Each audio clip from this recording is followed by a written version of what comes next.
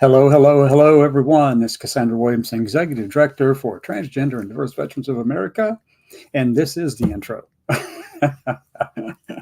So anyway, yeah, it's been another really hectic day, really busy, a lot of stuff going on. It does not help that I have my car in the garage right now, getting the brakes and a bunch of other stuff worked on and trying to make it good. So anyway, all that's taking place. And then we got a lot of news going on today as well. So I want to give a rundown of some news items that I kind of picked out of my Google, or I think it might have been Bing search feed, the Microsoft search feed for news that I have there. So let me see if I can pull up some news. We got a lot of stuff to actually cover. I do want to go through one of the programs that Lisa Miller put together. This one earlier today at the noontime hour, we actually went through the Project 2025 one that she had produced, and it was really good. And this time I just want to go through a little bit of history of the Heritage Foundation, because I really do think that if you are serious about taking these people on, you need to know who you're dealing with and where they come from. Okay. So it's really important for you to get that kind of background information so that you know, you've got another bunch of Americans out there who are well funded who don't want us around. And then really, they don't want anyone who's a minority around. that's the sad truth of the fact. However, we'll let them speak for themselves. They can do that better than I can, right? So this should be live over on Facebook, on LinkedIn, Twitch, Twitter, YouTube, as well as live on our Facebook page at the www.tdva-ag.com website. Let me go up so I can find a banner with that. And first thing I want to do is put a little disclaimer at the bottom. All of our news shows these days are more along the lines of activism. So we're talking from the action group side of our organization, just so you know. So that's out there, but also, yeah. And these thoughts and opinions that are expressed here are strictly mine, as you can read across the bottom of your screen, just scrolling through down there at the bottom, right there in your face. If you're under 18 years of age, leave this site now. Not the place for you. And so also, I say that down there too. So we're going to get right into it. I'll let that run a couple of times down on the bottom. I'm thinking about doing a few other things with this live streaming show. It's getting to be, it's consuming up a lot of energy and thought that goes into it. And actually, you can't even tell anymore, hardly, because it appears like, I've been talking about one topic for the past month, and I have, essentially. That's Project 2025. And we've got to draw a spotlight on this thing because it is horrifyingly dangerous, folks. I mean, it is bad. Bad news, bad news. I can't say it any other, well, I can say it one other way. It's fucking bad. Okay? I hate using curse words but at some places it's called for, and this is one of them. This thing is bad, folks. Bad, bad, bad. You just can't say it strongly enough for you to get that point, but it is dangerous for us. Not just for us in the LGBT community or LGBT community with the trans people included or queer people included in all this. Dangerous for every minority in this country. Everything that you have been associated. As a matter of fact, this is Christian nationalism on steroids, folks. And for decades, they've been pushing for this. They've been raising up two or three generations now, all focused on doing this Christian nationalism thing, and we're getting the fruit of that work right now. So I remember back in the 80s, whenever I was running from me, I remember conversations about that in the late 80s. Yeah, I mean, they were really after it back then. They thought that this should be a big theocratic fascist nation. They hate the word fascist, but when they fall right into line with all the qualifications for that, well, they are. But, I don't care what you say about it. They are. So anyway, I remember studying all that. Is Christian nationalism on steroids. It's actually that's what Project 2025 is. It's the most, it is theocratic fascism in the extreme, even though they won't use the word fascist, but Matt Walsh will, because he knows who he is. He calls himself a theocratic fascist on his Twitter feed, his profile. But anyway, so that's all out there. But I do want to go over a couple of news items from the day. And as I said before, I pulled them from my Teams or Microsoft Newsfeed. So I'm going to go over there really quickly and just kind of go through a couple, and just so you can follow along and see some of the things that stood out to me. And there's a lot more, by the way, but this is just, I'm sorry, the ones that I saw. And here we go. So this first one is Jim Jordan says this is from The Guardian, just so you know, it was published about 5 minutes ago or so, somewhere around there, says he will seek a third vote and not planning to drop out of the speaker race. Let me see. There's some more information down through there at different times. I think the times are, all of these times are Guardian time, which is in the UK. Okay. But anyway, they have their office. They have some offices here in the US, and they actually get some news before anybody else does. So anyway, that's there. I just want to throw that out. There's a couple other little news items down in there, but we'll skip that one. Let me drop down to the next one. Let's see if it continues sharing. Hopefully you can see, that's just a search for it. Okay. Let me drop that one out and drop that one out. And then we did a search for Jim Jordan. That's what's showing up over in there. Okay. So I haven't read this one yet, but it's from the Washington Examiner. So you can pretty much figure that it's a piece of shit article. Yeah, really is. But this article is from the Washington Examiner, published 4 hours ago by Asher Nothius. So, yeah. So anyway, I want to see what it actually has to say. So we're going to look at this. Let me blow it up. I want to increase the size slightly. Here we go. And where are we? Oh, my cursor is not in click mode. Transgender woman has made Maxim magazine's list of the hottest 100 women in Australia. Magazine released its list on Wednesday, which included Danielle Laidley, a biological. Well, see that they go in and just do all that because it's just. I mean, I don't even know why they freaking actually. I mean, geez, it's just.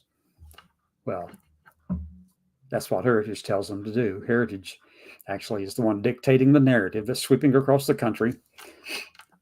At number 92, Laidley is former Australian Football League coach and player and was awarded a spot on the list for contributions to the AFL and transgender activism. Okay, let me see. Do they have a? Let's see. Okay. Well, anyway, there's that. I just want to throw that out there. Yay! Danielle Laidley, congratulations. Making it into Maxim. That's cool. Sarah Huckabee Sanders to sign executive order limiting woke anti-women words from state government use.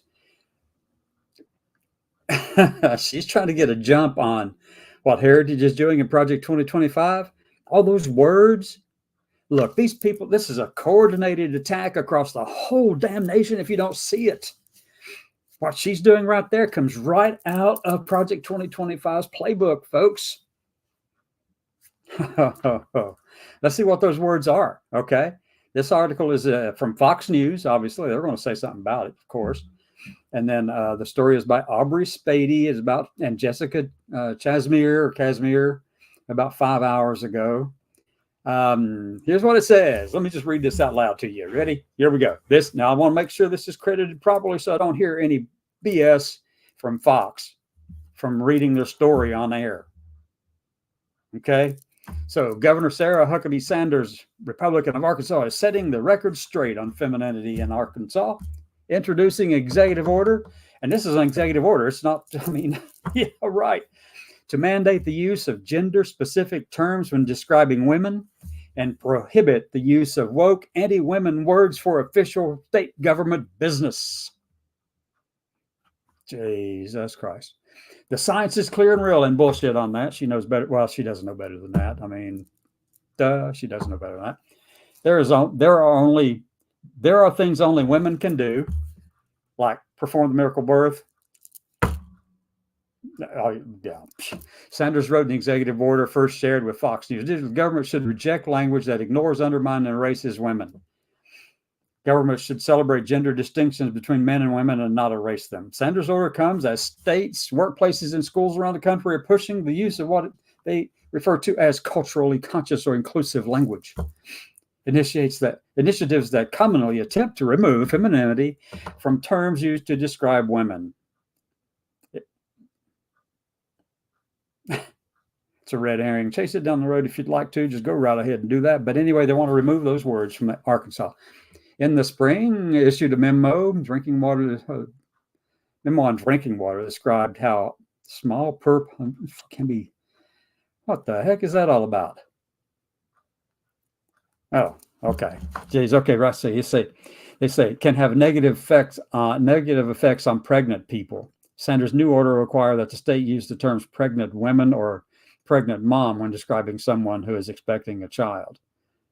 Okay, let's go right on down the line. Let me see. Governor wrote that rather than refer to females as menstruating persons or menstruating people, to use the term woman or women. Rather than birthing person, all that kind of stuff. Yes. Rather than laboring person. Got that.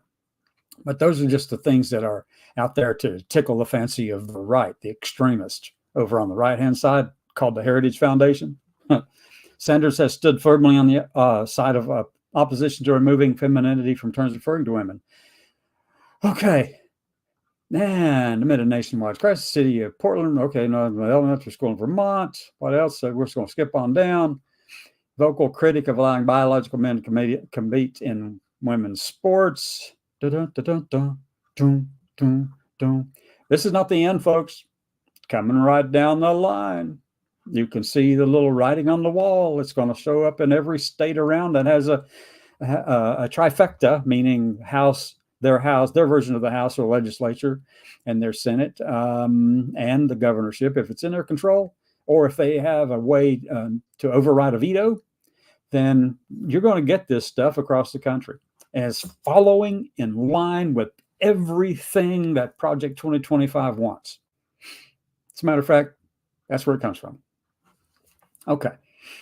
So let's skip on down that one. Let me see. Let's see what it says. Do you generally agree or disagree with efforts to remove femininity from language used to describe women? See, it's a loaded question if I ever heard one. So I'm not even going to bother on that one.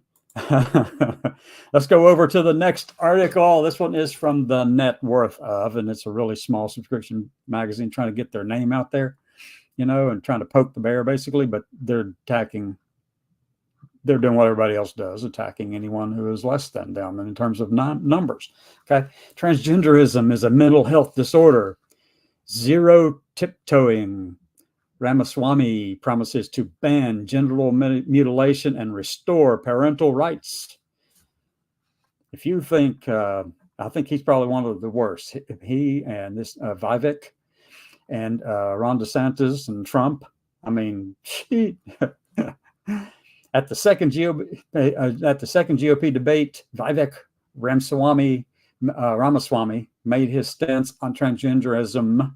And I wish they would stop using the word transgenderism, because I'm not an ideology, are you?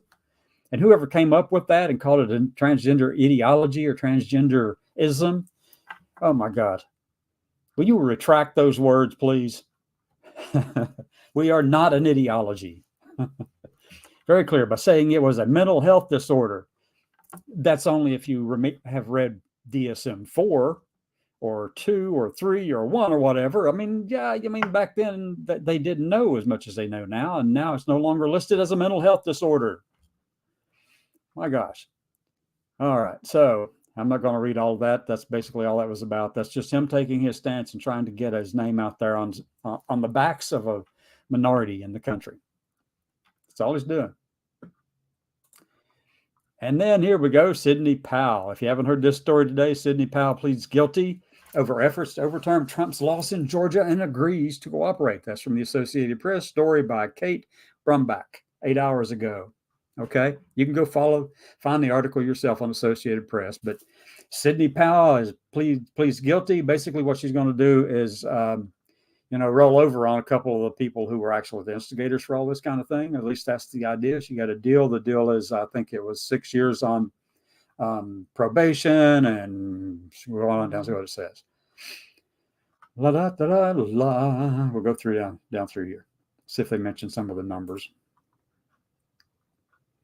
Da da da da da da da da da da da da da.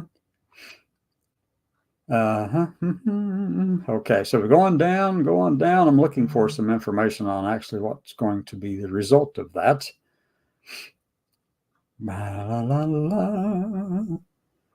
Okay, so I'm still scrolling down through here trying to find out what they said. It doesn't really matter, but anyway, I know that it's like, how surprised are you that the lawyer Sidney Powell has reached a plea deal with prosecutors over the 2020 election interference efforts in Georgia? Not at all surprised. How concerned are you right now about the issue of illegal immigration in the U.S.? Not concerned at all. Do you currently own a motorcycle? No, and I don't plan to buy one. Which are the following best? I like these little things because, I just do. Especially when it tells you how many people have actually answered the questions. So anyway, going on down the line. So what a clown show. Here we go. Is wokeness in the military causing major recruiting crisis? And this is also from the net worth of. And let's go. Experts have slammed recent claims that woke policies within the Pentagon are the primary cause of massive U.S. military recruiting crises. Here's the full story. Low recruitment causes drug use, obesity, or DE&I. Well, it's not DE&I. Duke University professor and former National Security Council member Peter Feaver argues that while the woke narrative has dominated discussions, the real driver of the crisis lie elsewhere, including factors like the evolving labor market and a shrinking group of qualified young Americans. Here it says that the pool of eligible candidates for military service has significantly decreased over the past few years due to issues such as drug use, obesity, and health concerns. Well, the rest of us knew that too, but if it takes an expert to show you that, well, the rest of us actually have already been, we know that's the case. We've known that for a couple of years, actually. It's not new. All right. And then obviously, if the economy is doing well, there's fewer people wanting to get into the military too. So, I mean, that's the case, but that's just the way it is, folks. Let's stop sharing on that one. Let's go back to the main screen, drop this thing out so I can see what you are doing. If you have any comments over there, please add them into the comment section of whichever platform you are watching this from. We'd love to be able to talk with you, chat with you. I don't care really what you believe or how you think or whatever. I mean, if you have something to say, put it in comments. Don't be shy. Come on up and speak up. I don't shut people down just because they have opposing views from me. However, if your views are anti-Semitic, and if you are voicing those anti-Semitic views, I will not tolerate it. That's just a weakness of the mind right there, folks. That's a weakness of the mind. That is a true mental illness to me. That is a mental illness you actually need to work on. Anti-Semitism. How does it arise? Well, it arises out of somebody telling somebody else about it, kind of. But but still, it's a huge mental disorder. I don't think it's a disease per se. I just think it's a disorder of the brain for people to say stuff like that or to believe stuff like that. And that also goes for the terrorist group Hamas that's over there in Palestine right now, in Gaza, trying to do all that, harming all the people over there in Israel, the Jewish people, and then everybody in this country. And I will tell you this straight out. This is not about the Palestinian people. The Palestinian people have become stooges in this thing by the terrorist group Hamas, made to be the cannon fodder for them, so that they can accomplish their chosen goal. And it doesn't matter if the people in Palestine survive or not. Their goal, their sole goal, terrorist organization like Hamas or Islamic Jihad, Revolutionary Guard of Iran, Hezbollah, ISIS, Al-Qaeda, any of those groups out there that have as their primary goal the destruction of Israel and the removal of all the Jews in the world. And you can't tell me that it's because of oppression. The oppression of the Palestinians. If the Palestinian people would rise up and cast out those terrorist groups in their midst and say, no, enough is enough of this, their problems would go away. It's that simple. It is that simple, folks. But you have an organization like Hamas and Hezbollah and Islamic Jihad and all those other groups I mentioned a minute ago who have generational hatred for Israel and Jewish people. It's not something that occurred just in the past 47 years after Israel was over there and, and after World War II. It's not about that. They want you to think it is. And if you believe it is because they've told you that, then you need to reprocess all your thoughts in that regard, because you are way off base on that one. This generational hatred of another group of people where Hamas wants to erase and delete and excise from the whole of the world Jewish people. Why? Well, I don't know precisely, other than that I think they think they're going to get some brownie points with God if they go ahead and remove the Israelis. Why is that, the Jewish people? Why? Lord, I don't know. Why even? It's just, you need to change what you're thinking. That's the extremist now. That doesn't apply. That does not apply to Muslims across the board, all of them. No, I'm not making a sweeping generalization that can apply stereotypically across the whole group of Muslims and Islamic people. Okay, no, I'm not doing that. They're a group of terrorists who have a lot of power, and everybody else is just keeping their mouth shut. And wherever they are in the world, if you would just cast out and shut down these terrorist organizations who have only the sole purpose, and you know it, only the sole purpose of going after Jewish people in Israel, you really need to get rid of them. Your lives would be a whole hell of a lot better. Period. Flat out the truth. Don't like that? Well, go watch another channel. That's the truth, though, folks. This hatred for Israel has been going on for thousands of years. It just so happens the Palestinians got caught up in this kind of hatred with the terrorist groups trying to run their country or their area there. I'm for a two-state solution over there because you actually need it. You do need it. You need a two-state solution right there. However, as long as the Palestinians allow on their own personal choices and not try to kick out Hamas or any other terrorist group that wants to come in there and just make you think that the enemy is Israel when in fact they're the enemy. If you go in there and just force them out, if you get those people out of your areas, out of your countries, as I said a minute ago, your lives would be a whole lot better, period. But here's what it's in the charter of Hamas about eliminating Israel, okay? Yeah, well, they come by it honestly because they were told that by their parents, and their parents told them, and their parents told them, and their parents told them. You're not going to be able, unless you can get the people themselves there in Palestine or any state or region where the terrorists have gone in there and convinced good people that Israel is the cause for all of their problems, that Jewish people are the cause for all their problems. If you can't stand up to them, then you're going to continue with that, and the rest of the world is going to have to do something about it.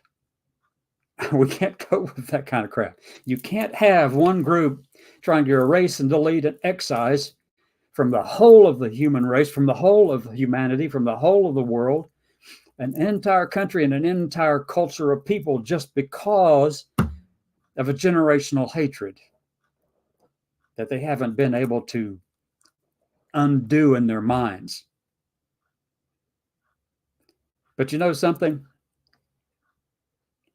Terrorist organizations operate that way to a large extent. Organizations that, we got them here in the U.S. There are organizations here in the United States that don't like groups of people so much that they are willing to erase, eliminate, delete, excise from the entire public square any reference to these other people. Sarah Huckabee Sanders just is doing that in Arkansas right now. She doesn't like anything to do with LGBT people. And I don't care how many LGBTQ plus flags or diversity flags they got flying in them or they're holding up like Trump did. They don't care about them. And for those log cabin Republicans out there, I understand your conservative views and it's all fiscal concerns, okay? But right now, the biggest threat to our lives and your lives comes from the social side of things. They will erase you just as quickly as they're going to try to erase the rest of us. So you've got a choice to make. You really do. You really have a choice to make, because right now your world is about to be turned upside down. You think the book bans in Florida and in Texas and Missouri and different places around the country and different states around the nation, if you think that's bad, wait till this other organization decides that we're going to take it a step up and we're going to erase and delete and excise from the whole of the public square every word, just like Sarah Sanders is doing in Arkansas, slowly and meticulously. She'll get to do it all eventually, because that's what she's doing. She's working all this stuff up to get you acclimated to all these kind of bias and bigotry and terrorist type tactics. And basically, it's really nothing more than theocratic fascism. But anyway, that's where we stand, okay? So there's this organization in the U.S. that wants to do the same thing. They're going to take that book ban and put it on steroids. They're going to take all this vitriol that we see coming everywhere almost simultaneously, as if there was a narrative running it all. Oh, there is. Yeah. Oh, yeah. I forgot to mention that. There is. It's called the Heritage Foundation. They've been doing it for years. Literally years. I mean, since 1973, they've been doing this kind of shit. They figured it all out. They figured out how to go about doing it. And they have refined it. Oh, my God. The Project 2025, they were, back in 1980, whenever they handed their document to Reagan, they were infants then when they produced that one. But they got 60, almost 2/3 of it accomplished in the first 100, 180 days of Reagan's administration, because Reagan bought into it as well. He was already in their pocket. They were infants then, but that one, they have grown way up now, folks. That Project 2025, the mandate for leadership they've got out right now, just like Hamas wants to erase Israel and Jewish people, and some, not just Hamas, by the way, there are some people who have blinded themselves here in the U.S., protesting on campuses, protesting in the streets, saying that, you know, it's the oppression, the Palestinian oppression. No, it is not. If the Palestinian people rose up and cast out Hamas, it would go away. Now, we got the same challenge with the Heritage Foundation, because they're trying to do the same darn thing Hamas is, only this time their target. And by the way, they've always disliked and wanted to remove from the public square LGBT people, whatever the name was. In the 50s, the big scare was gay people, you know, and making sure we get rid of all the gays in government. And then Alan Turing being electrocuted. Hopefully they were trying to get the gay to spark out or something. I don't know what, but it wasn't ever going to work. It couldn't work. That's just thinking. Really, really is. So anyway, yeah. But the Heritage Foundation is using the same generational tactics that Hamas uses as a terrorist organization. And that their beliefs, really, that's theocratic fascism. And we got the same thing in Heritage Foundation.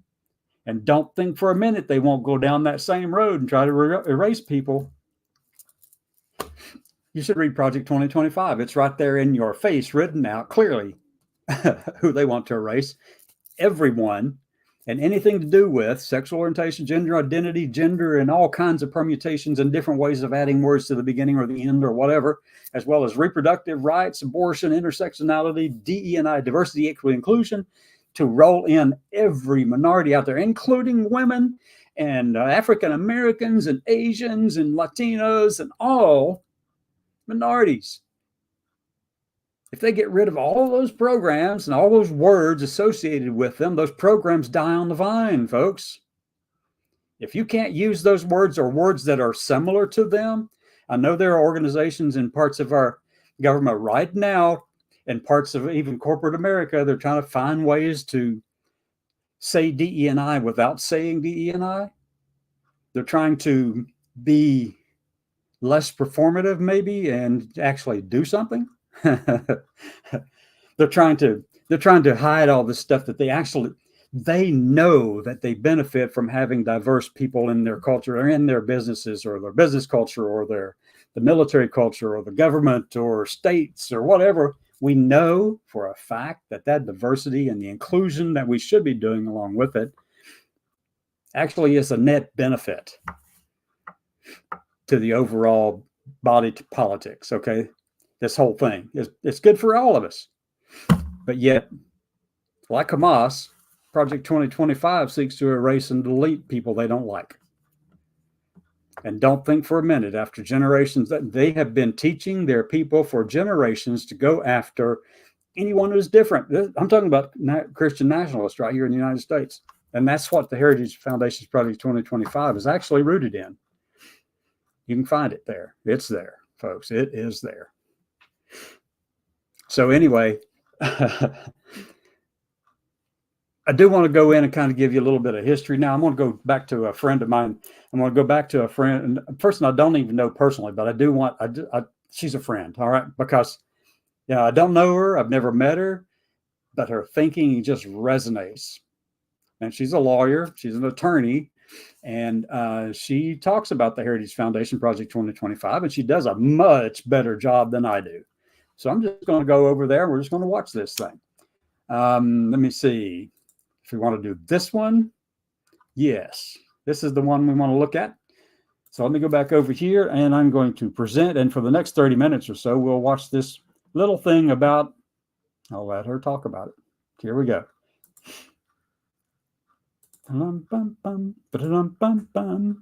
So right now it says the story of the conservative movement. I think we're sharing the screen here. Yes. So we're going to pull conservative movement that has come to dominate the Republican Party over the last 4 decades is inextricably intertwined with the story of the Heritage Foundation. In that time, it became more than just another think tank. It came to occupy a place of special privilege, a quasi-official arm of GOP administrations and Congresses, a sponsor of scholarship and supplier of legislation, a policy base for the party when out of power. It is, as ever, the nation's last line of defense against the advancing forces of progressivism. Project 2025 is the terrifying new plan to help the next Republican president consolidate power in the hands of the executive and effectively strip rights, protections, and regulations from every arm of the government. I made a whole video about it already. That plan was put forth by a think tank called the Heritage Foundation, a Washington institution that has been inextricably linked to the Republican Party for nearly 50 years. What is it about this shady organization that has it fully setting and deciding every major Republican talking point for decades? How did it get its power, and how is it now wielding its power in an attempt to dismantle the government from the inside out? The answer involves decades of inside jobs at the White House, millions of dollars in dark money, and a multi-headed snake of national and state organizations that are enforcing a far-right ideology at every single level of government. This is the story of the think tank that wants to ruin our democracy. Roll the intro.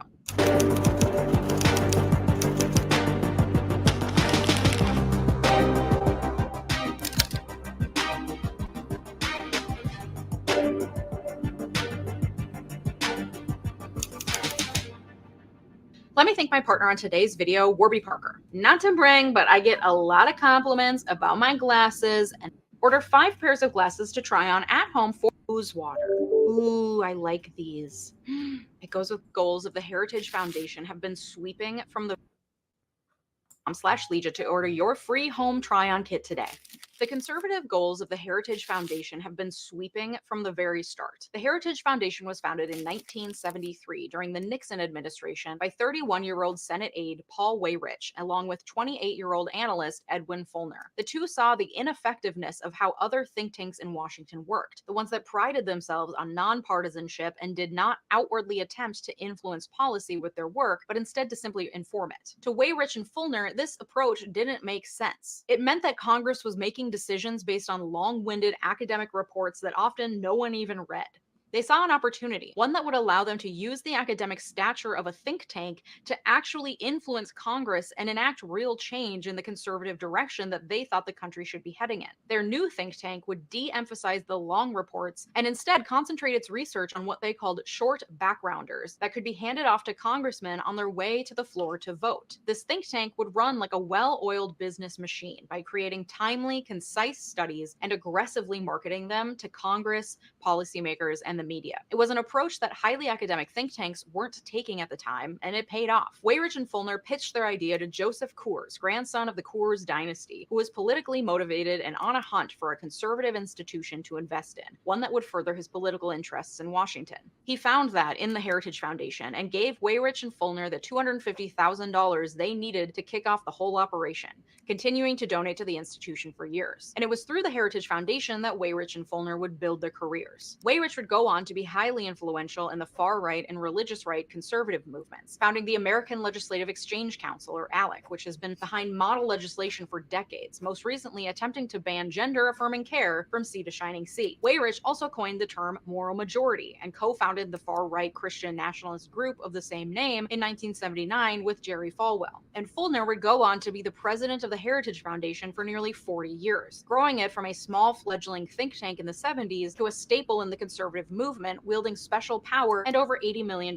per year in revenue. From its earliest days, the Heritage Foundation focused on a wide swath of issues, advocating for pro-business policies, anti-communism, neoliberalism, and a proliferation of the Christian right. Their policy agenda touched pretty much every major issue that affects federal and state elected officials. They had a hand in it all. Interestingly, the source of much of their early ideology has been credited to a single secret 30-page memo written in the summer of 1971 by attorney Lewis F. Powell Jr. shortly before he was appointed to the Supreme Court by President Nixon. Powell had been commissioned by his neighbor Eugene Seidner, the education director of the U.S. Chamber of Commerce, to compose a confidential memo for the Chamber of Commerce to help inform its pro-business policy goals. In the memo, Powell laid out a blueprint for conservative business interests to retake America. Powell saw the increasing regulations, especially safety regulations of the auto industry, as dangerous steps towards socialism that undermined the power of private business. The memo called on corporate America to become more politically aggressive in shaping society's thinking about business, government, politics, and law in the United States. Before becoming a Supreme Court justice, Powell had no judicial experience. Instead, he was a corporate attorney and director on the board of Philip Morris for decades. During that time, he was a champion of the tobacco industry, arguing that Big Tobacco's First Amendment rights were infringed when the media didn't take their bogus cancer studies seriously. Powell lamented the rise of FDR's New Deal and idealized what he saw as a minimally government-regulated industrial America before the Great Depression, what he saw as the heyday of American industrialism. You know, back before those pesky regulations that kept workers safe and required companies to make sure their products didn't kill their customers. He urged the conservative establishment to purge left-wing elements from textbooks, television, and media, and to fund neoliberal scholars so that they could push books, papers, popular magazines, and scholarly journals to further influence public opinion in favor of neoliberal business interests. This little memo was leaked a year later and inspired a movement. It has been credited with creating the blueprint for the rise of the American conservative movement. It inspired wealthy heirs and industrialists to create private charitable foundations and use that money to lobby for the interests of big business. And it inspired the creation of numerous right-wing think tanks, including the Heritage Foundation. Numerous scholars point to the Powell memo as a call to arms that brought about the popular rise in neoliberalism in the United States. And the Heritage Foundation grew from this inspiration into the think tank at the heart of the conservative movement in America. The Heritage Foundation slowly established itself in the 1970s, but saw in Ronald Reagan its chance to take their work to the next level. In January 1981, the Heritage Foundation threw the policy, research, and initiatives they had been working on for nearly a decade behind the new president when they published The Mandate for Leadership, a multi-volume, 3,000-page report aimed at providing public policy guidance that furthered conservative, neoliberal, and business interests, and had as its aim the reduction in the size of the federal government. Reagan loved it so much that a condensed version of the report, still around 1,000 pages long, was handed out to all of his cabinet members to review and implement. This report contained over 2,000 specific policy suggestions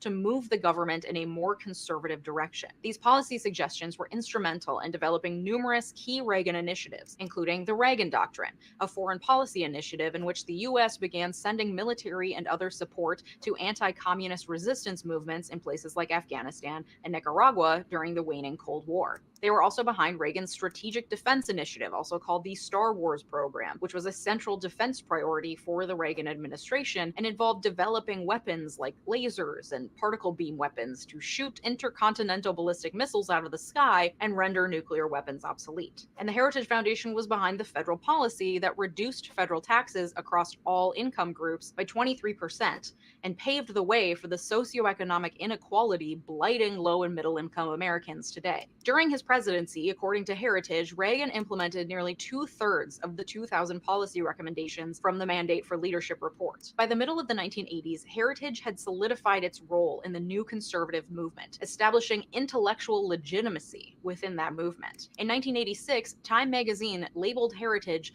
the foremost of the new breed of advocacy tanks. It was only natural then that the Heritage Foundation's outsized role in policy advocacy would continue beyond the Reagan administration. The Heritage Foundation's policy work remained influential during George H.W. Bush's presidency. As they did for Reagan, Heritage published a third installment of the Mandate for Leadership, insisting that Bush stay the course on Reagan's tax reductions. Read my lips. No new taxes. Heritage was also instrumental in Bush's post-Soviet foreign policy, acting as a leading proponent of Operation Desert Storm to liberate Kuwait from Saddam Hussein's 1990 invasion and occupation. Bush later abandoned his tax promises during federal budget negotiations in 1990. A Heritage analyst publicly warned, if Bush expects to keep the support of the people who put him in office, he must read their lips. They're saying, Mr. President, keep your promise. No new taxes. Bush lost his re-election campaign 2 years later. Despite the Republican loss and a new Democratic president in office, the Heritage Foundation continued to grow its influence throughout the 1990s and was instrumental in a number of Clinton initiatives. Clinton, while technically a Democrat, was a centrist who was tough on crime. A new kind of Democrat after the failure of Carter and 12 years of Republican presidents. During his first year in office, Clinton went against most of his fellow Democrats in Congress and many major labor unions when he successfully lobbied Congress to ratify the North American Free Trade Agreement, a Heritage-supported priority since the 1980s. In 1994, Newt Gingrich, then the minority whip of the House of Representatives, helped write the Contract with America, a detailed list of actions the Republicans promised to take if they took the House of Representatives in the 1994 midterm elections. The Contract with America is credited with winning landslide victories for Republicans in those 1994 midterms, flipping both the Senate and the House of Representatives to Republicans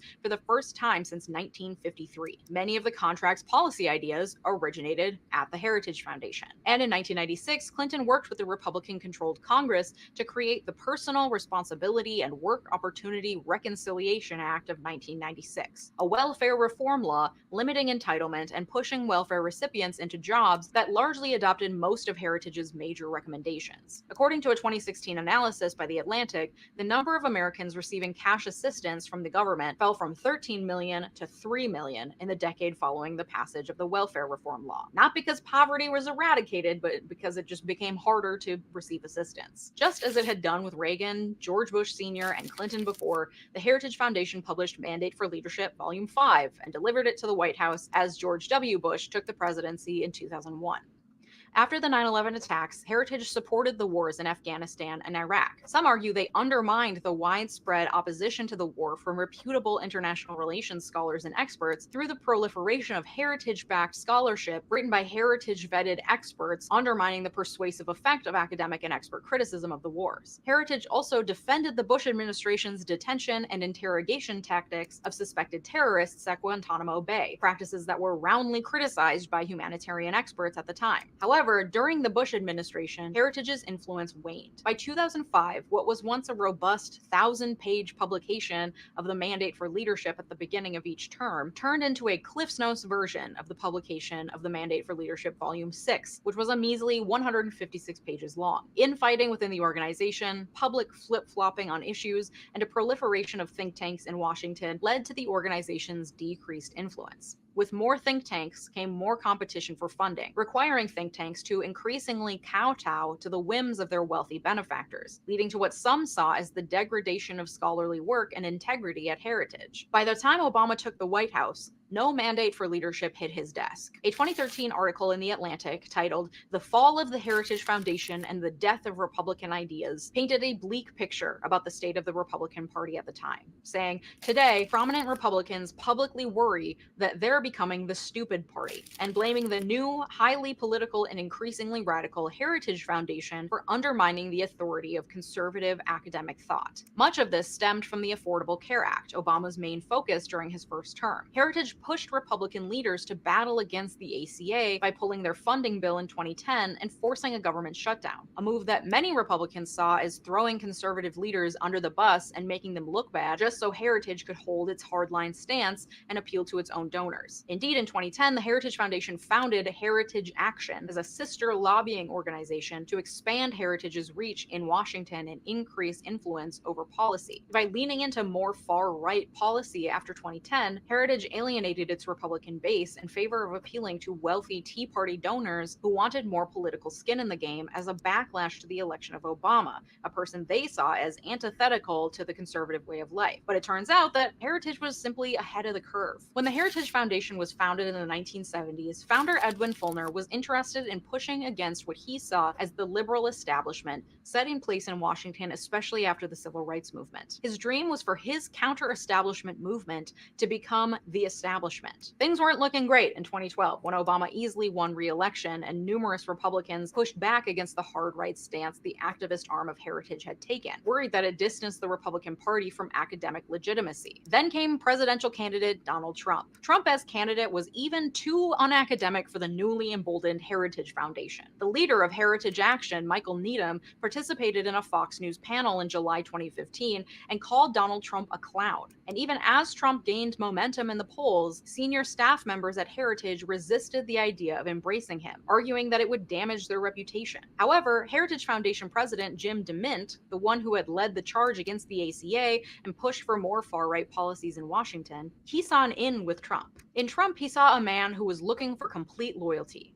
To him, Trump's political views were less important than his approach to hiring. DeMint saw an opportunity to guide Trump, a relative Washington outsider, to bring in trusted conservatives who supported a heritage agenda. According to former President Edwin Fulner, Trump had even more promise than Reagan did, saying, number one, he did clearly want to make very significant changes, and number two, his view on so many things were not particularly well formed. And so if he somehow pulled the election off, we thought, wow, we could really make a difference. And this loyalty to Trump during his campaign and after he won the election paid off when Heritage was able to play an outsized role in helping him transition to the presidency. A major task the future president must handle before entering the White House is staffing the over 4,000 different presidentially appointed governmental positions. Think tanks, including Heritage, have historically played a role in that staffing, with many prominent think tank staffers going on to be appointed to governmental positions. Of Heritage, one CNN reporter noted that no other Washington institution has that kind of footprint in the transition.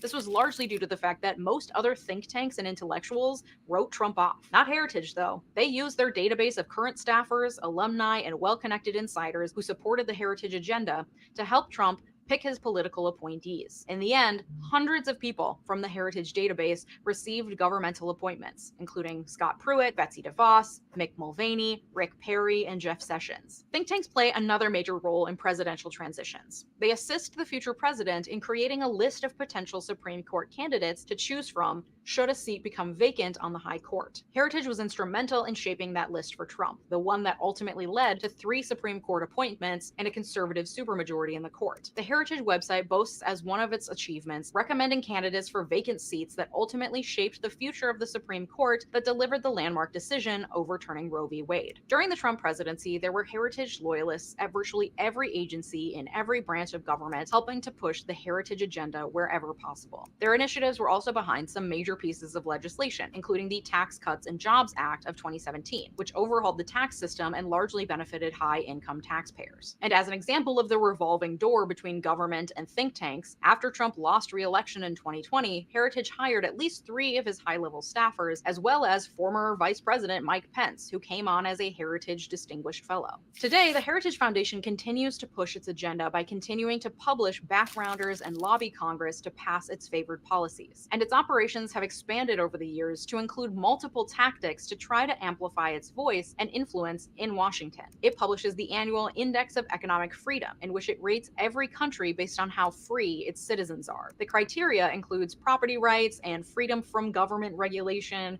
barriers to international trade, income and corporate taxes, banking restrictions, and labor regulations. The report doesn't really mean anything, but it does push Heritage's point of view of what constitutes freedom, and it gives it a list to point to say, look, the United States is falling behind. We need to be more free. It also publishes its annual Index of Dependence, which rates federal government programs in areas like housing, healthcare, welfare, and higher education that, according to Heritage, constrain private sector alternatives and increase the dependence that individuals have on the government. Again, it doesn't really mean anything. It just gives Heritage an opportunity to frame the issue in a way that makes it look academic and also alarming. Numerous people have criticized the report, saying that the number of Americans dependent on the government has remained generally stable since the 1980s, with small increases attributable to the Great Recession and to an aging population with more retirees. Heritage also compiles a legislative scorecard for every session of Congress and has done so since 2011. The scorecard assigns a percentage grade to every lawmaker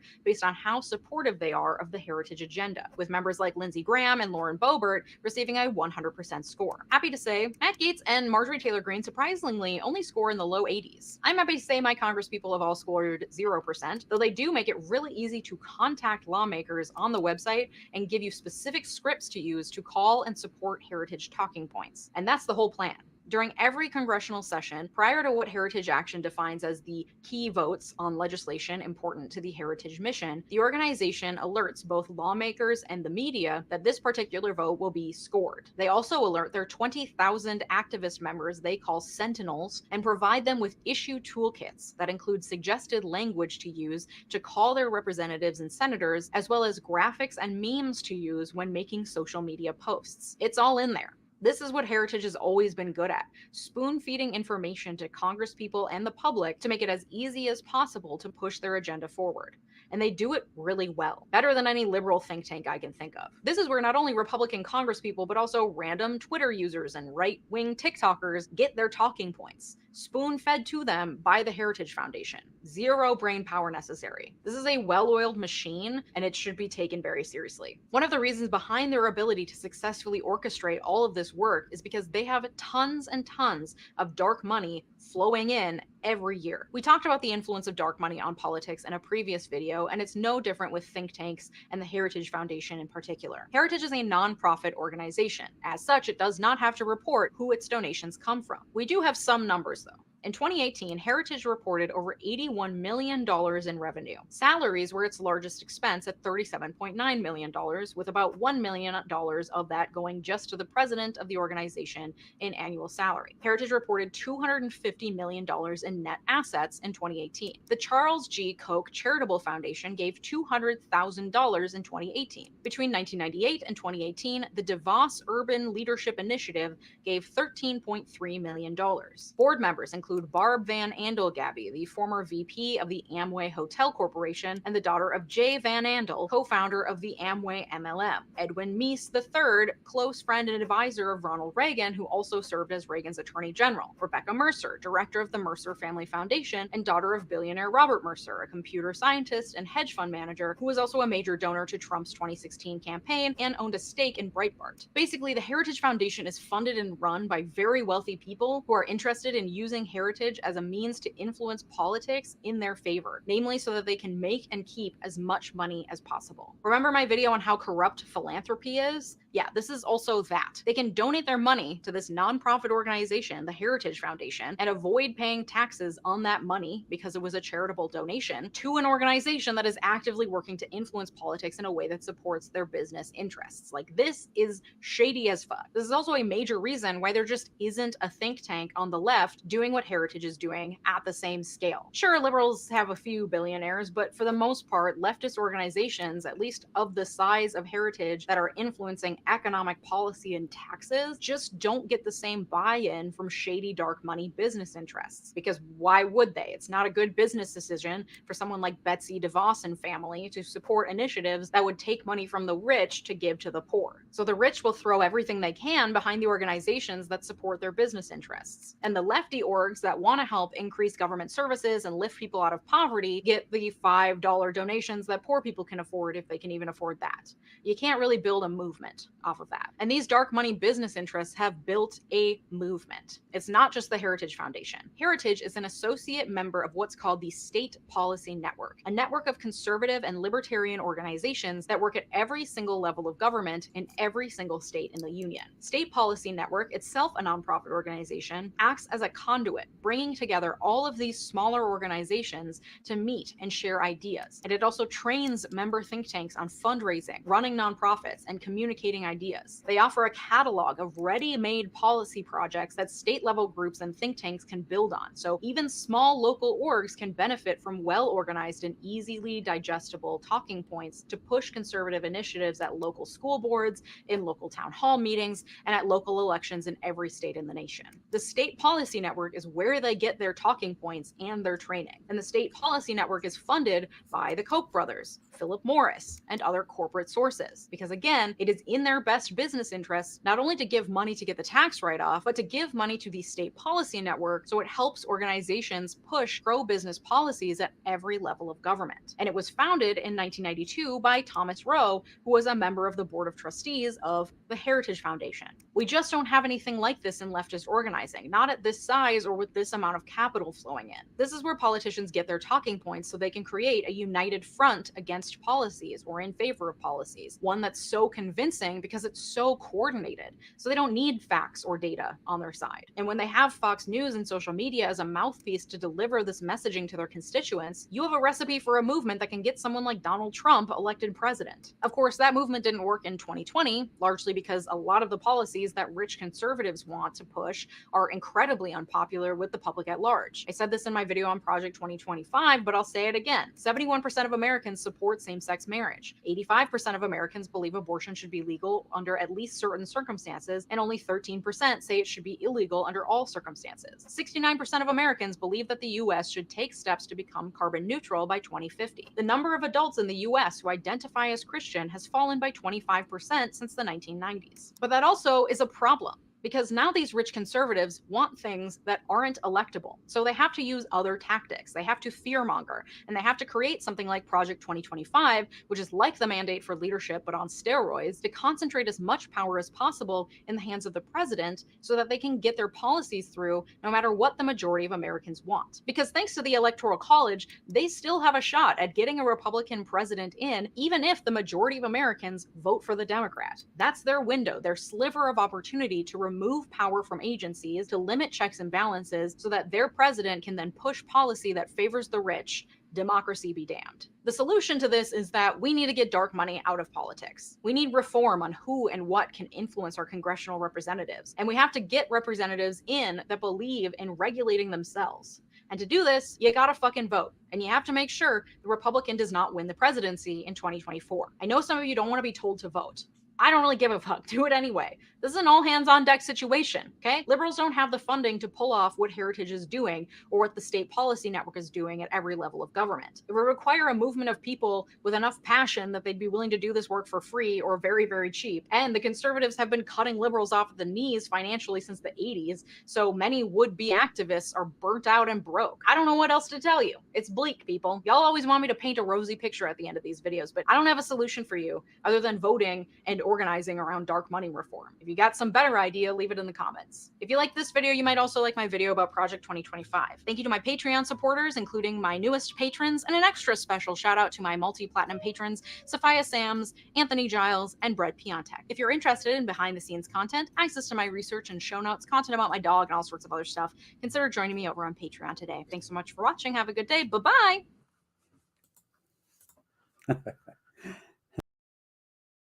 Yeah, put me back on stage. Okay. Wow.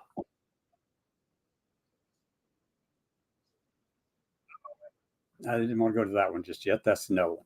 But anyway, so Hi, I hope you enjoyed that because I'm going to tell you something. It is really eye-opening to learn about the history of heritage, how they got to where they are, and what it's going to take to fight them, folks.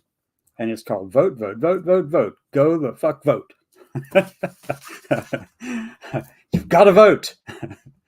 And with that, I'm going to do what she did at the end over there. And well, I've got 7 comments. Hold on a minute over here.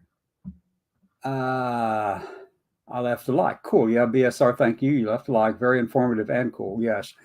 Yeah, she does a great job over there. I don't know who BSR Live is. I know that you're watching from over on YouTube, but thank you. She's pretty darn good. Yep, she is. BSR is good. BSR Live. Yeah. Lisa is good. With that, I'm calling it a day. I do have to come back in 1 hour for our general membership meeting in 1 hour, actually, in 1 hour precisely. With that, I am leaving.